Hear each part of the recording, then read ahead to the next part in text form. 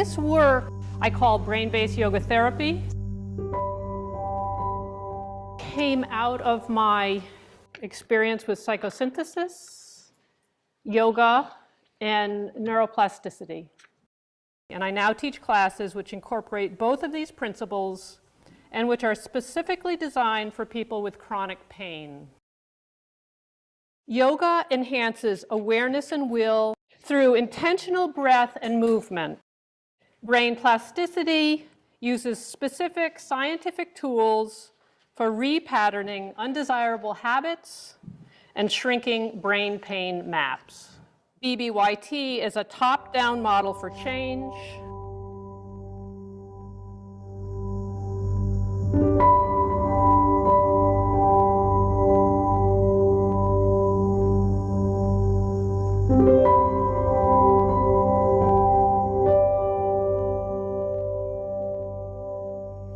It uses conscious intention to access unconscious materials.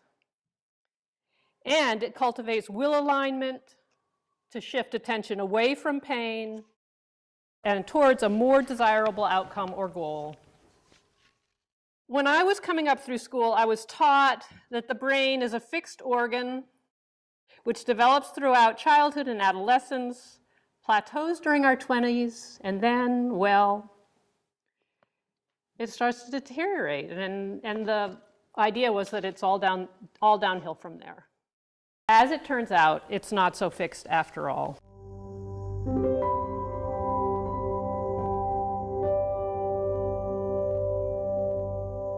Learning creates brain changes throughout our lives. Neurons that fire together wire together. Wiring together reinforces neuronal pathways and builds brain maps for specific tasks. Changes occur over time, and with consistent practice, eventually become more or less automatic and unconscious. The good thing about the brain is that it's plastic. But the bad thing about the brain is that it's plastic. The upside of plasticity, learning to drive a car, type, ride a bicycle. These are all examples of skills which originally took great focus and intention to learn, but which, once the skill had been learned, were just there, accessible to us more or less at will. So the downside of plasticity? Acute pain, we all know, as opposed to chronic pain, is an important signal to the brain. It notifies us of the need for immediate attention and action. It is our friend. Chronic pain, on the other hand, may develop a life of its own. Chronic pain may become a learned pattern in the brain which follows the same rules as other learning. Remember, neurons that fire together wire together. Pain may flare more quickly. It may get stronger over time. And it may become more or less extensive as it expands into other areas of the body. And unless we do something to unlearn it, it may be with us for a long, long time. Since neurons that fire together wire together, as neuronal activity for pain increases, brain map areas for pain expand.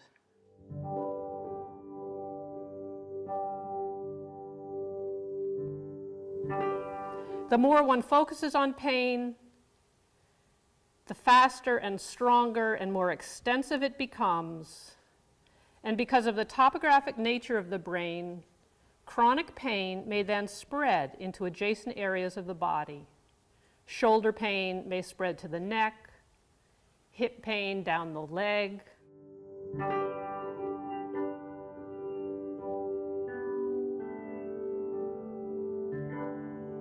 Pain maps may also expand and then jump into adjacent brain map areas, affecting even more remote regions of the body.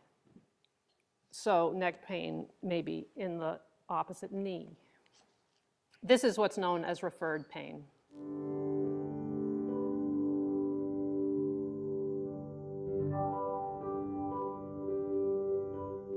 It's also kind of ironic because as holistic practitioners we think, okay, I see there's a problem. I know what to do. I'm going to focus my attention there and I'm going to work with my attention. And ironically, the more we pay attention to pain, the more we wire that connection between our awareness up here and our body down there, wherever it is. Gate theory I have a story about. Years ago when I was visiting relatives, I broke my ankle while running alone in the desert. I jumped into what I thought was a pile of soft sand, but unfortunately for me, it turned out to be sandstone. I actually didn't feel too much pain, but I had felt something let go in my ankle. I was alone in the desert, miles from anyone. I knew I really needed to get help. So my brain said, get help. And since I didn't feel too much pain, I walked and then eventually drove myself to get help. Once I got where I needed to go, my brain must have decided to open the gate. I could no longer stand and the pain was extreme. My uncle actually had to carry me to the car and drive me to the emergency room, where an X-ray confirmed that I'd broken my ankle. Some people say all pain comes from the brain.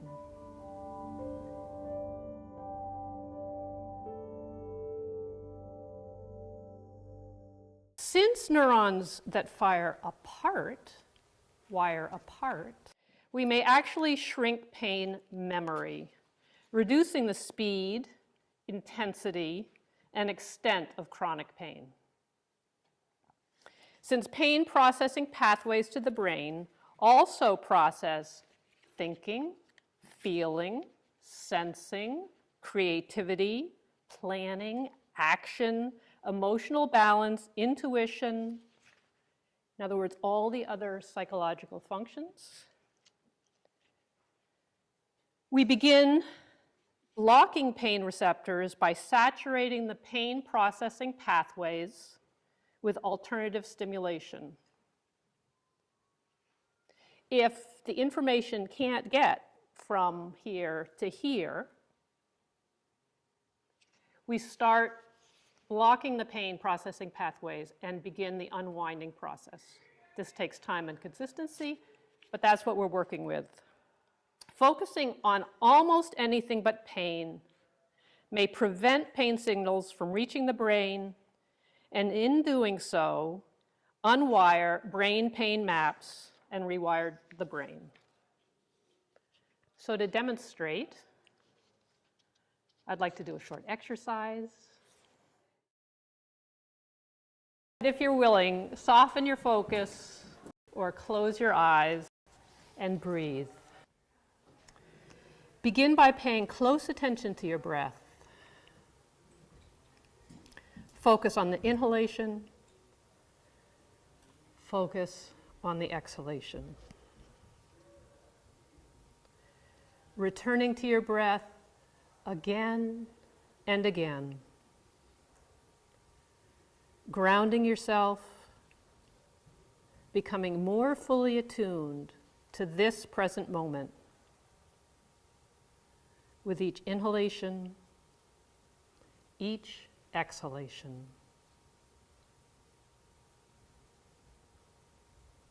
Now ask yourself, am I breathing? And let yourself smile. Whether you feel like it or not, let yourself smile. Turn up the corners of your mouth. Turning up the corners of your mouth. Expand your smile. Let it expand with each inhalation. Let it expand with each exhalation.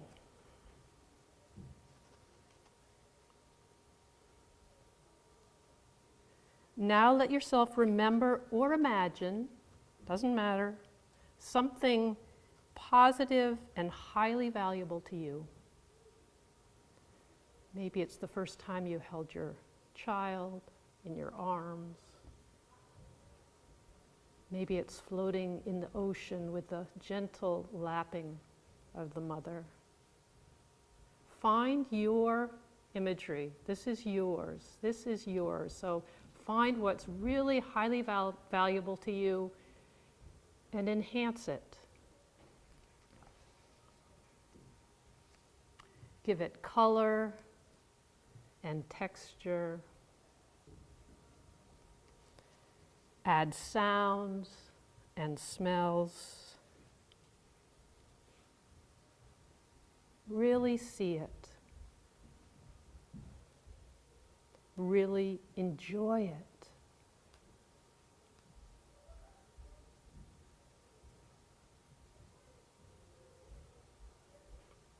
Now notice how you're feeling. Maybe do a quick body scan from the soles of your feet to the crown of the head. Is every cell in your body aligned with your imagery? Take a moment to enhance it just a little more.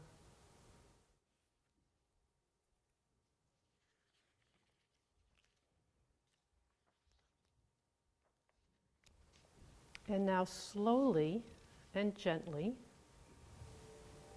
begin to come back to the room, drawing your awareness in.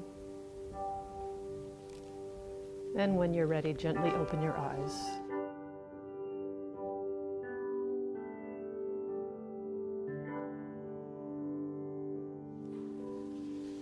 So during yoga practice, we use the mind, top down, to block brain pain connection by flooding pain receptors with alternative stimulation. This is imagery. We all know about imagery. I like to think of it as power imagery, if that works for you. Soft power, but power. Personal power imagery. That's what we were doing, right? It was yours, and it's universal.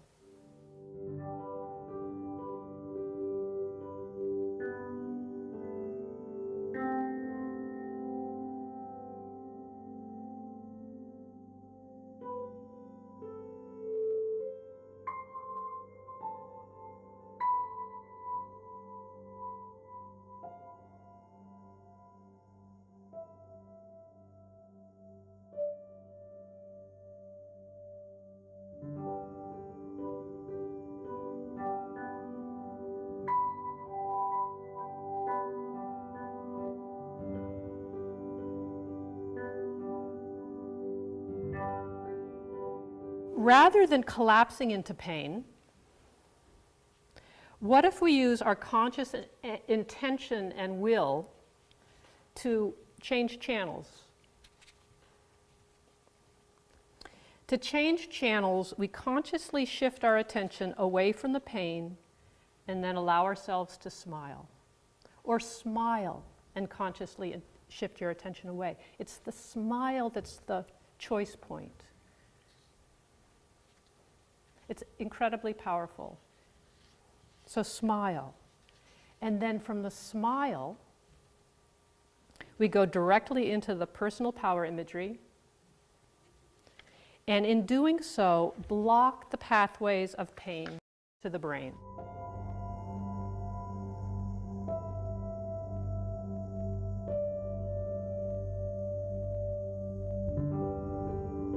Part of the daily yoga practice, and this is a daily practice, it needs to be daily because we learn through repetition over time.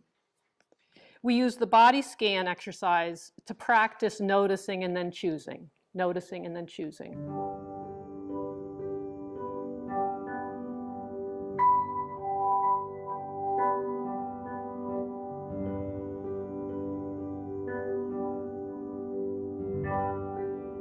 Daily yoga practice uses gentle warm-ups, stretches, and strengthening forms to facilitate an incremental challenge and to reinforce the brain repatterning exercises.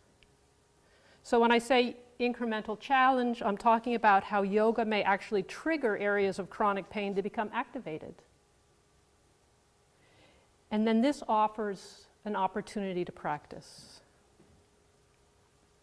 So we mindfully observe the sensation and then choose to intentionally respond to the pain, first with a smile, then followed immediately by the personal power imagery.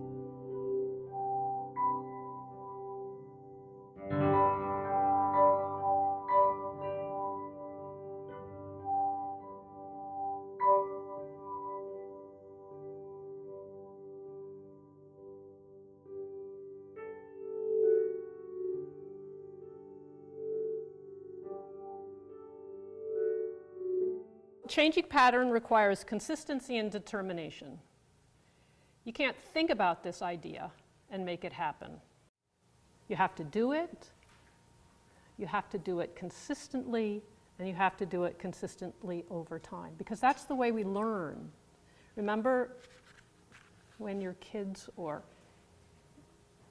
children in your life or your dog or whoever it was really, really, really wanting to do something, and it didn't work right away. They just practiced and practiced and practiced. And that's what made the shift. I've also come up with a check sheet, sort of like the doctors do in the hospitals now, a check sheet to make sure that you're getting your homework done every day.